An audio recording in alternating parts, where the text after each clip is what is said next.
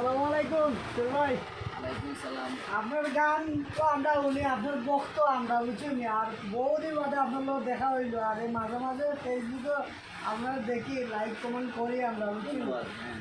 আপনার গানগুলো আসলে অত্যন্ত ভালো, আর আমরা চাই যে আগামীতে আপনি আরও সুন্দর সুন্দর গান আমরা দেখতাম। সমাধান দুয়ার ভালোবাসা আমি কামনা করি। ভাই আমরা চাই আপনার পেজ ফলো দিতাম, বুঝলেন? আমরা চাই আর সবসময় আপনি আমাদের পাশে থাকেন। রাখছে আবার আবার আসসালামু আলাইকুম ভাই। যখন এটা বক্তব্য দে তুই আবার আরেকটা দে। সোহেল ভাই,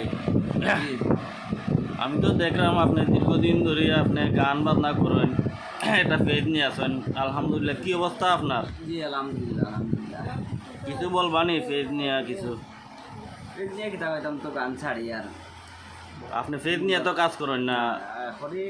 আপনার চ্যানেলের নাম কেটা? আমরা channel M Suhel.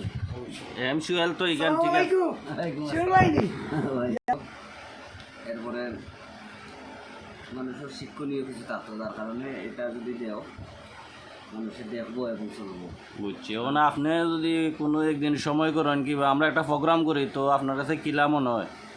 OLA programme করলে তো অবশ্যই আমার হয়ে যায়, যদি সময় সুযোগ থাকে তো অবশ্যই দিই না, কারণ আপনার গান গুনতে কিন্তু আসলে ভালো লাগে, কিন্তু আপনারা হয়তো সময় সাক্ষেপে হয়তো সুন্দর কোনো পরিস্থিতির মাঝে দাঁড়িয়ে আপনারা হয়তো গান করতে পারবেন না, কিংবা হয়তো পেটও কিছু সায় সমস্যা, যেমন দিদিগর তাগিদে অনেক কিছু করা লাগে, কারণ এদিক করলে ওদিকর না, হয়তো সব দিক দিয়ে বিবেক বিবেচনা করা লাগে।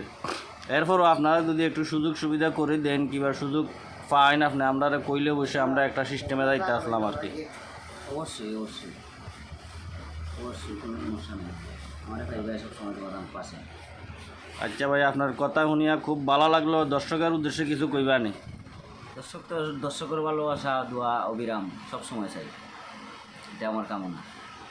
দর্শকের লাগে তো এই গান বাজনা কথা, সব কিছু দর্শকের জন্য উৎসর্গ। ধন্যবাদ ভাই, আপনারে অসংখ্য অসংখ্য ধন্যবাদ।